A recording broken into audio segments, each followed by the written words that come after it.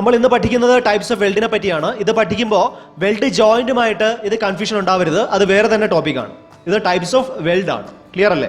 അപ്പോൾ types of weld പ്രധാനമായിട്ടും ഈ കാണുന്ന 4 രീതിയാണ് നിങ്ങൾക്ക് പഠിക്കാനായിട്ടുള്ളത്. ഒന്ന് ബീഡ് വെൽഡ്, ഓക്കെ ആണല്ലോ, ബീഡ് വെൽഡ്.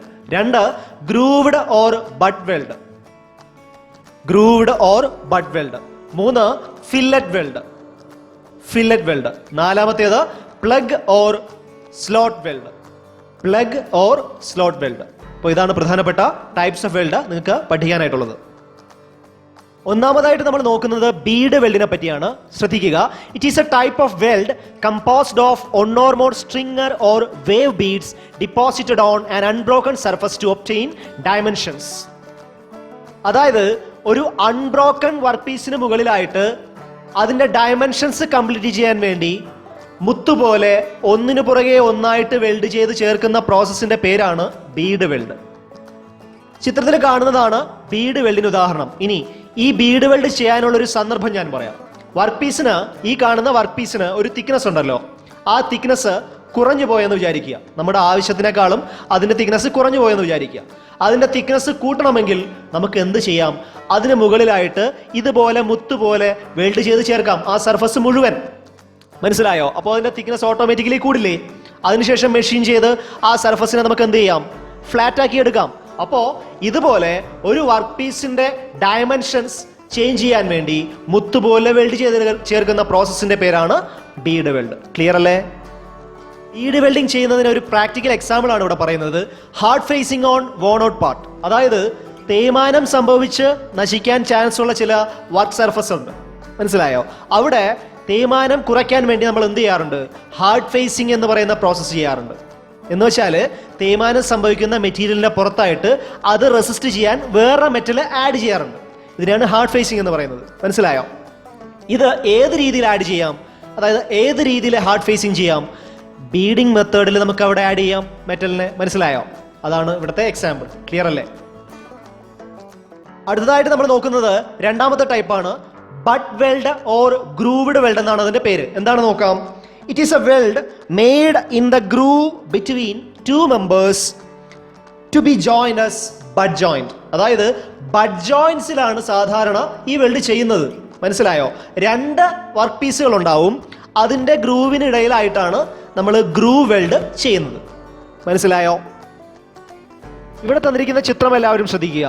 ഇവിടെ 2 വർക്ക് പീസുകളെ ചേർത്ത് വെക്കുമ്പോൾ ലഭിക്കുന്ന ഗ്രൂവിലാണ് നമ്മൾ എന്ത് ആഡ് ചെയ്ത് കൊടുക്കുന്നത്? വെൽഡ് മെറ്റലിനെ ആഡ് ചെയ്ത് കൊടുക്കുന്നത്. മനസ്സിലായോ? ഇങ്ങനെ ഗ്രൂവിൽ വെൽഡ് മെറ്റൽ ഫില്ല് ചെയ്ത് കൊടുക്കുന്നത് കൊണ്ടാണ് അതിനെ എന്തെന്ന് പറയുന്നത്? ഗ്രൂവ് വെൽഡ് എന്ന് പറയുന്നത്. മനസ്സിലായോ? അതിനെ നമ്മൾ എന്തെന്നും കൂടെ പറയും? ബട്ട് വെൽഡ് എന്നും പറയും. ക്ലിയർ അല്ലേ? ഇനി താഴത്തേത് ഒരു എക്സെപ്ഷണൽ കേസ് ആണ്. ഈ ഒരു ചിത്രം മനസ്സിലായോ? അവിടെ സാധാരണ നമ്മൾ ബട്ട് ജോയിന്റ് അല്ല കൊടുത്തിരിക്കുന്നത്. എന്ത് ജോയിന്റ് ആണത്? അതൊരു ടീ ഫില്ലറ്റ് ജോയിന്റ് ആണ്. മനസ്സിലായോ? ഇതുപോലുള്ള ടീ ഫില്ലറ്റ് ജോയിന്റിലും ഗ്രൂവ് വെൽഡ് ചെയ്യാറുണ്ട്. എപ്പോഴെന്ന് ചോദിച്ചാൽ വർക്ക് പീസിന്റെ തിക്നെസ് 12 mm കൂടിയാൽ. ചോദിക്കാൻ ചാൻസ് ഉള്ള ചോദ്യമാണ്.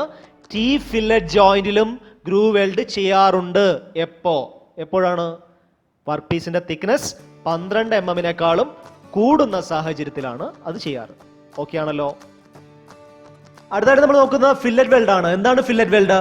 Fillet weld having triangular cross section joining 2 surfaces at a right angle to each other. അതായത് ടീ ഫില്ലറ്റ് ജോയിന്റ്സിൽ ഗ്രൂവ് വെൽഡ് ചെയ്ത കാര്യം നമ്മൾ നേരത്തെ പറഞ്ഞു. അവിടെ എന്താണ് പ്രത്യേകത? അവിടെ ടീ ഫില്ലറ്റ് ജോയിന്റ്സിൽ ഒരു ഗ്രൂവ് ഉണ്ടായിരുന്നു, അവിടെയാണ് നമ്മൾ വെൽഡ് ചെയ്തത് അല്ലേ? പക്ഷേ ഫില്ലറ്റ് വെൽഡ് ചെയ്യുന്ന സമയത്ത് അവിടെ ഗ്രൂവ് ഉണ്ടാവില്ല, 2 സർഫസസും മട്ടമായിട്ട് വരിക. ചിത്രം എല്ലാവരും ശ്രദ്ധിച്ചേ, കണ്ടോ? ഇങ്ങനെ ഒരു ടീ ഫില്ലറ്റ് വെൽഡ് വന്നാൽ, ടീ ഫില്ലറ്റ് ജോയിന്റ്സ് വന്നാൽ അവിടെ വെൽഡ് ചെയ്യുന്ന സമയത്ത് 2 സർഫസസും മട്ടമല്ലേ? അവിടെ ഗ്രൂവ് ഒന്നും ഇല്ലല്ലോ. കൂടാതെ എവിടെയൊക്കെ വരാം? ഈ ചിത്രത്തിൽ തന്നെ മുകളിൽ കണ്ടോ? ലാപ്പ് ജോയിന്റ്സിൽ ആ 2 സർഫസസും മട്ടമായിട്ട് വന്ന പോർഷനിലാണ് ഫില്ലറ്റ് വെൽഡ് ചെയ്തിരിക്കുന്നത്. കണ്ടോ? അതുപോലെ കോർണേഴ്സിലും നമുക്ക് ഫില്ലറ്റ് വെൽഡ് ചെയ്യാം. അവിടെ എങ്ങനെ തന്നെയാ വന്നത്? അവിടെയും 2 സർഫസസും മട്ടമാണ് വന്നത് അല്ലേ? അപ്പോ ഇതാണ് ഫില്ലറ്റ് വെൽഡ്. ക്ലിയർ അല്ലേ? അടുത്തതായിട്ട് നമ്മൾ നോക്കുന്നത് പ്ലഗ് ഓർ സ്ലോട്ട് വെൽഡ് ആണ്. എന്താ നോക്കാം.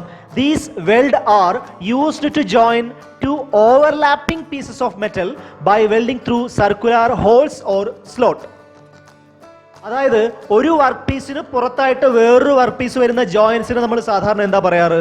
ലാപ്പ് ജോയിൻസ് എന്നല്ലേ പറയാറ്. അപ്പോൾ അതുപോലെ ഓവർലാപ്പ് ചെയ്ത് വരുന്ന വർക്ക് പീസിന് പുറത്തായിട്ടാണ് നമ്മൾ എന്ത് ചെയ്യാറ്? ഈ സ്ലോട്ട് അല്ലെങ്കിൽ പ്ലഗ് വെൽഡ് ചെയ്യാറ്. ചിത്രം എല്ലാവരും ശ്രദ്ധിക്കുക, അപ്പോൾ കുറച്ചുകൂടെ മനസ്സിലാവും.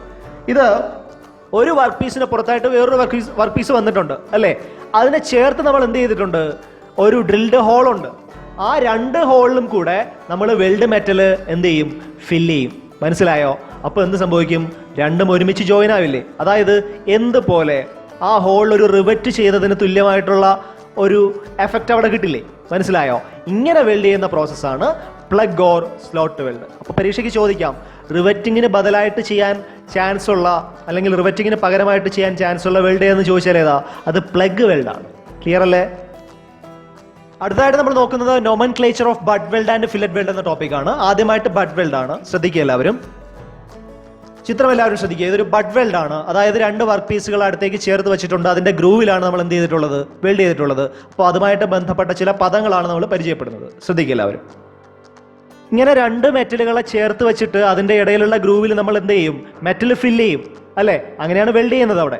അങ്ങനെ ഫില്ല് ചെയ്യുന്ന സമയത്ത് ഫില്ല് ചെയ്ത മെറ്റലിന്റെ ടോപ്പ് മോസ്റ്റ് ഫേസ് ഇല്ലേ, അതിന് നമ്മൾ എന്ത് പറയും? വെൽഡ് ഫേസ് എന്ന് പറയും. കണ്ടല്ലോ, ഏറ്റവും ഉയർന്നു നിൽക്കുന്ന പോർഷൻ കണ്ടോ, അതിന് നമ്മൾ വെൽഡ് ഫേസ് എന്ന് പറയും. ക്ലിയർ അല്ലേ? ആ ടോപ്പ് മോസ്റ്റ് സർഫസിന്റെ തന്നെ എൻഡ് ഇല്ലേ, 2 എൻഡ് വരുമല്ലോ, കർവേച്ചറായിട്ട് വരുന്ന 2 എൻഡ് ഇല്ലേ, ആ എൻഡുകളെ നമ്മൾ എന്താ പറയാറ്? അത് ടോ എന്ന് പറയാറ്. കണ്ടല്ലോ, ആ ടോപ്പ് മോസ്റ്റ് സർഫസ് 2 കർവേച്ചറായിട്ട് എൻഡ് ചെയ്യുന്നുണ്ട്. ആ എൻഡിന് നമ്മൾ എന്ത് പറയും? ടോ എന്ന് പറയും. ക്ലിയർ അല്ലേ?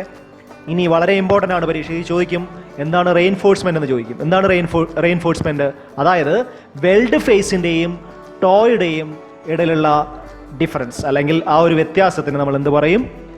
റെയിൻഫോഴ്സ്മെന്റ് എന്ന് പറയും. ഇനി എന്താണ് റൂട്ട് പെനട്രേഷൻ എന്ന ടേം? അതായത് ഇങ്ങനെ വെൽഡ് ചെയ്യുമല്ലോ, അതായത് ഈ ഗ്രൂവിനിടയിൽ വെൽഡ് ചെയ്യുന്ന സമയത്ത് കുറേ വെൽഡ് മെറ്റൽ, മോൾട്ടൺ മെറ്റൽ എന്ത് ചെയ്യും? താഴോട്ട് പെനട്രേറ്റ് ചെയ്ത് വരും.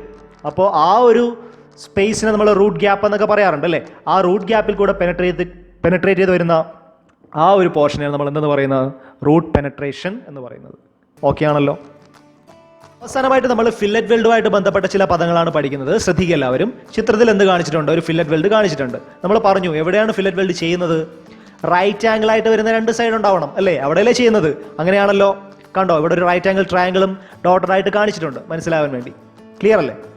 ഇനി ടേംസ് ഇതാണ്. നമ്മൾ അങ്ങനെ റൈറ്റ് ആംഗിൾ ആയിട്ടുള്ള പോർഷനിൽ വെൽഡ് ചെയ്ത് വരുമ്പോൾ മെറ്റൽ ഫില്ലായി വരും അല്ലേ? ഫില്ലായി വന്ന മെറ്റലിന്റെ ഏറ്റവും ടോപ്പ് മോസ്റ്റ് ഫേസ് എന്തെന്ന് പറയും? Weld face. നമ്മൾ നേരത്തെ പറഞ്ഞ അത് കേട്ടോ. ഇനി എന്താണ് ടോ? ആ വെൽഡ് ഫേസ് ഒരു കർവേച്ചർ ഏരിയ അല്ലേ? ആ കർവേച്ചറിന് 2 എൻഡ് ഉണ്ടാവുമല്ലോ. ആ എൻഡിനെയാണ് നമ്മൾ എന്ത് പറയുന്നത്? ടോ എന്ന് പറയുന്നത്. ഇനി അറിയാത്ത 2 ടേം, നേരത്തെ പറയാത്ത 2 ടേമിൽ ഒന്ന് ലെഗ് ലെങ്ത് ആണ്. എന്താണ് ലെഗ് ലെങ്ത്? അതായത് റൈറ്റ് ആംഗിൾ ആയിട്ടുള്ള സർഫസിലാണ് ഫില്ലറ്റ് വെൽഡ് ചെയ്യുന്നു എന്ന് പറഞ്ഞു അല്ലേ? അങ്ങനെയാണെങ്കിൽ നമുക്ക് ഇവിടെ ഡോട്ടർ ഇട്ട് എന്ത് കാണിച്ചിട്ടുണ്ട്? ആ ഒരു റൈറ്റ് ആംഗിൾ ട്രയാംഗിൾ കാണിച്ചിട്ടുണ്ട്. ആ ട്രയാംഗിളിന്റെ സൈഡിന്റെ ലെങ്തിനെയാണ് നമ്മൾ എന്ത് പറയുന്നത്? ലെഗ് ലെങ്ത് എന്ന് പറയുന്നത്. ക്ലിയർ അല്ലേ? അവസാനമായിട്ട് ആക്ച്വൽ ത്രോട്ട് തിക്നെസ്. എന്താണ് ആക്ച്വൽ ത്രോട്ട് തിക്നെസ്? ഈ ഒരു ടിപ്പ് മുതൽ നമ്മുടെ വെൽഡ് ഫേസ് വരെയുള്ള സ്ട്രെയിറ്റ് ഡിസ്റ്റൻസ്, അതിനെയാണ് നമ്മൾ എന്ത് പറയുന്നത്? ആക്ച്വൽ ത്രോട്ട് തിക്നെസ് എന്ന് പറയുന്നത്. ക്ലിയർ ആണല്ലോ? അപ്പോൾ എല്ലാവർക്കും മനസ്സിലായെന്ന് വിചാരിക്കുന്നു. ഡൗട്ട്സ് ഉണ്ടെങ്കിൽ കമൻറ്റ് ചെയ്യുക. അപ്പോൾ എല്ലാവർക്കും അടുത്ത വീഡിയോയിൽ കാണാം. നന്ദി.